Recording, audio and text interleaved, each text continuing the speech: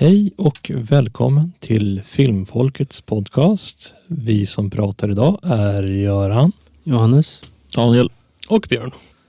Dagens film är Hazel and Gretel, Witch Hunters. Filmen i korthet. 15 år efter sagans slut så har syskonparet vuxit upp till att vara kompetenta och väldigt tungt beväpnade häxjägare. I Augsburg så måste de stoppa en grupp häxor som leds av den onda Muriel som rövar bort barn för att göra en trolldryck som ska skydda häxorna från att brinna. Jo, det är bra summerat. Jag gillar än en gång liksom Peter Stormare när han spelar som riktiga svin i såna här filmer. Och även i den här filmen så tycker jag det är bra. Likväl när vi kollade på Brother Grimm så var han ju också ett svin.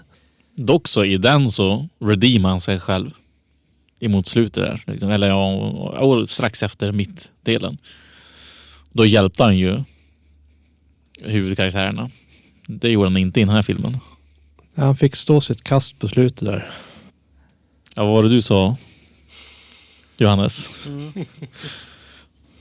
Ja, vadå? Om trollscenen där med... Ja, fatally trolled. Ja. Ja, det tycker jag var roligt. Nej, men jag gillar ju den här balansen.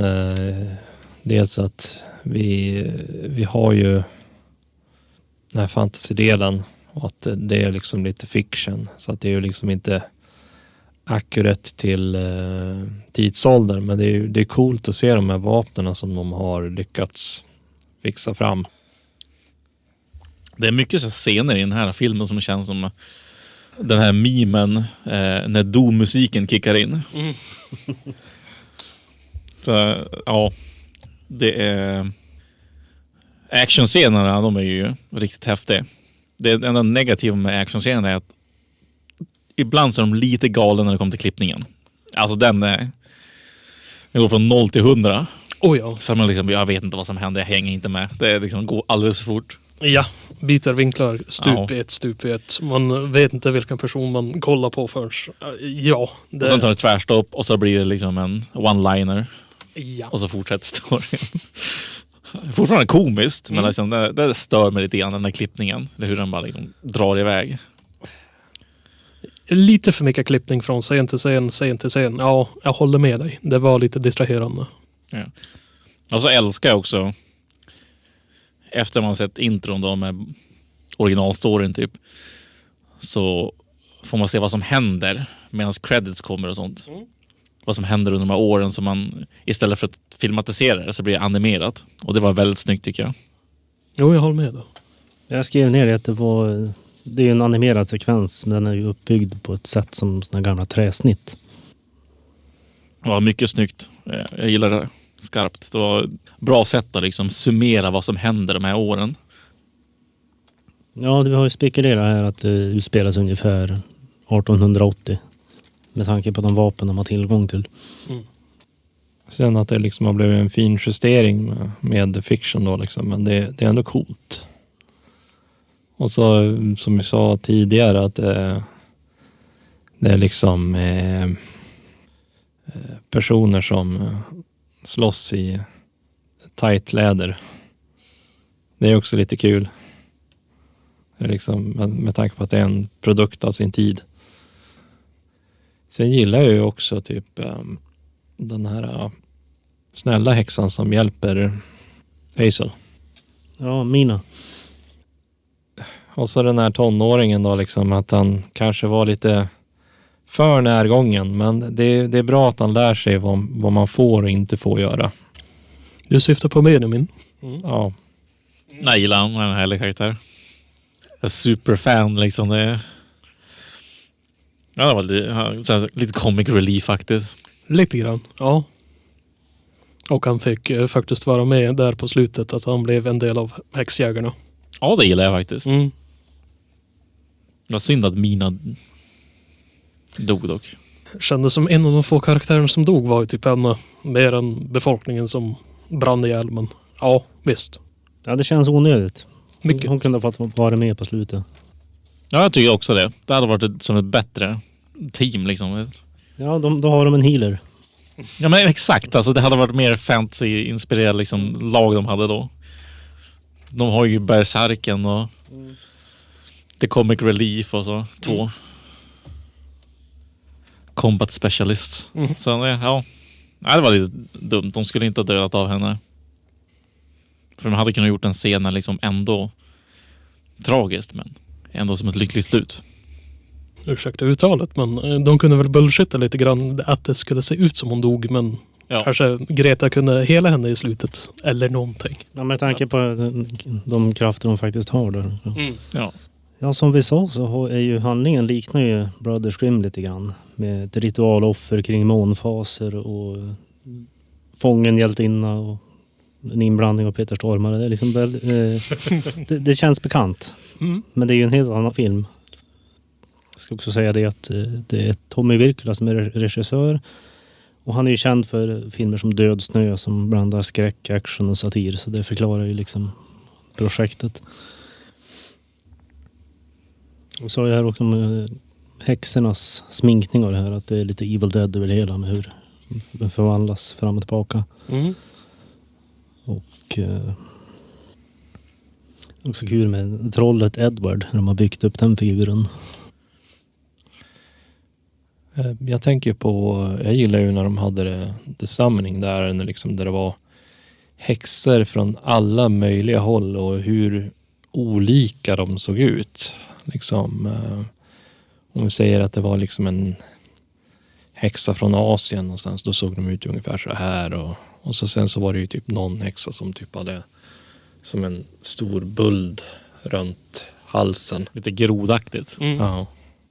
Så det är just den scenen när de alla samlas där på den platsen, det var coolt. Sabbaten har ju en väldigt variation. Och då har de ju byggt upp väldigt unika karaktärer där. Det hade varit kul att se mer av dem. Liksom bara lite mer närbilder om man säger så. Mycket kostymjobb. Jag undrar liksom hur blir en häxa till? Alltså bara föds de och blir en häxa eller liksom, är det något speciellt som händer? Är det en ritual? En ritual? Liksom, vart kommer de ifrån? Ja, som de pratar om så är det ju som att de inte är människor. Ser ner på vanligt folk. Då är ju frågan, är man halvhäxa i det här fallet med Hans och Greta eller för det lät ju lite som det var bastards på det här sättet, i varje fall enligt den här huvudhäxan då. Så alltså det måste finnas en typ original bloodline. För jag menar om det finns white witches och dark witches. Det känns som att alla witches måste ju vara samma på något sätt. Bara att det är någonting som gör så att de branchar ut. För det låter ju inte som att de är som 2 olika raser. Det låter ju som att båda är ju witches. Ja. Det är bara att vad de väljer att liksom späcka i om man säger så. Så det är mycket information som jag skulle veta mer. Alltså nördigt. Gå in på djupet. Liksom. Vad är det som gör de här till dark witches och sånt då? Var kommer de ifrån? Vart grundas de? Ja. Är det en bloodline vi snackar om här? Så att liksom, det börjar med en som valde att köra med healing magic och den andra kör ritualgrejer. Tyckte ju Hansel nämnde någonting om en serpent-häxa när de var i det här vattendraget. Att det var en häxa som nästan såg ut som en groda. Något åt det hållet. Och lite som du säger, ja men känns ju lite grann som att de späckar ut sig olika beroende på deras omgivning och liknande, hur deras förmågor och deras utseende ser ut. Ja, det måste nästan vara någonting sånt som du säger. Vart de bor liksom, och vad de är intresserade av liksom. De har en fokus på någonting. Ja, det är intressant värld. Jag vill veta mer. Visst. Ja, men jag tänkte, vad är det som skulle kunna gjorts annorlunda och övriga tankar? Och som jag ser det så är den är ju ändå rätt så bra för vad den är. Jag gillar ju liksom filmmusiken, alla effekter. Det blir liksom väldigt flashy när de använder sina vapen. När det sprutar iväg blod. Det är en del ögongodis. Och som sagt musiken, jag gillar ju den också. Jag gillar liksom att de blandar typ storfilmsmusiken med metal. Liksom där actionscener. De bara kickar igång. När de kickar in en dörr. Så det tycker jag är coolt. Men som sagt, det är det här med klippningen. Som jag tycker... De blir lite för vild med klippningen ibland. Jag vet inte om det är för att de tycker att det verkar coolt. Eller om det är för att dölja fel i liksom koreografin och sånt. Ibland är det ju så. Man måste kompensera och kanske stycka några actionscener så att det ser lite mer övertygande ut. Ja, men precis.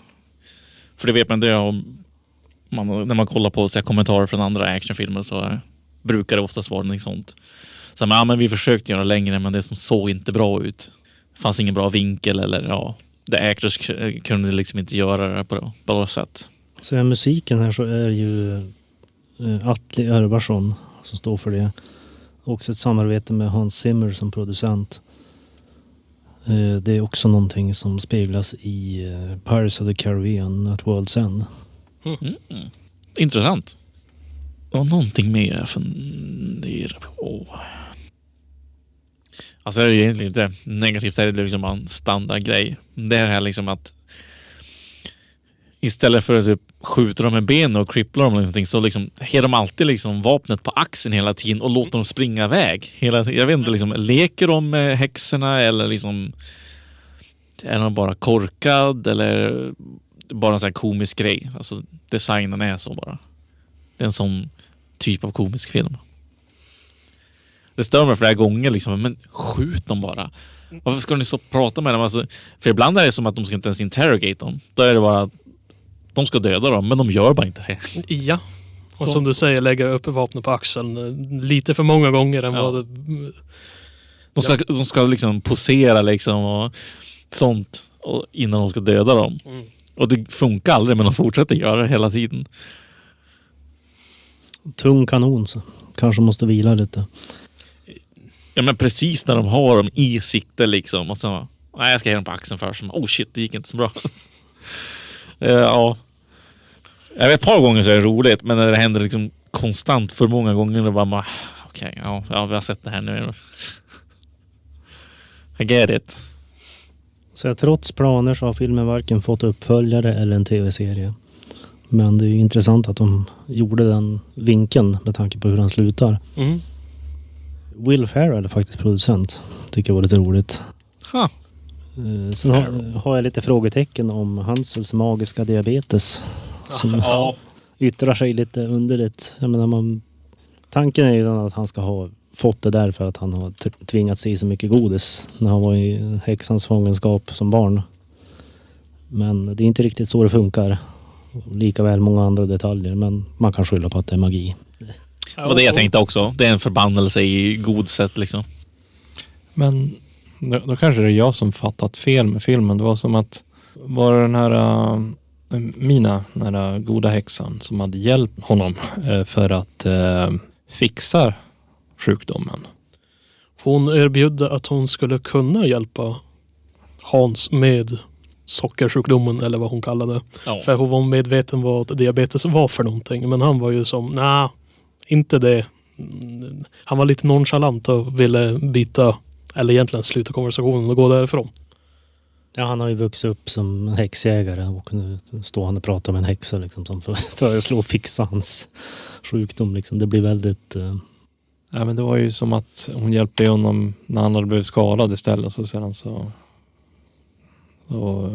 blev han ju lite rädd att hon hade liksom förhäxat honom på något sätt.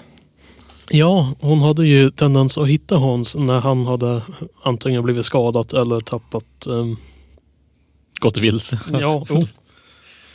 Så första gången kan man väl tänka, hon passerade honom och såg att det var någon uppe i trädet. Men hur hon kunde hitta Hansel andra och tredje gången, speciellt ute i vildmarken, sen tid på dagen, man fattade ju först att hon är något speciell. Hon är inte en vanlig kvinna i samhället, om man säger så. Hon sticker ju ut, det gör hon. Oh ja. Så känns det ju som att hon är en person som vill ta hand om folk. För man såg liksom en kort scen där när de hade tagit hand om några barn. För att de var sjuk. Så det är ju liksom en fin gest. Ser du, har ni något mer att tillägga? Nej. Synd att det inte blev en serie eller en uppföljare, för det kändes som de hade idéer de ville styrka framåt som inte blev av. Tänkte eventuella idéer till nästa gång kanske. Vi pratade om Life of Brian här för påsken. Men sen också den här filmen om The Doors. Ja, just det. Ja, absolut. Jag tänkte bara liksom tillägga att nu när vi spelar in det här så är det påsk, men för er så kommer det ju efter påsken. Så att, men om det inte är något mer så kan jag ju önska er hej och jö för den här gången. Ja, hej då. Adjö. Hej då!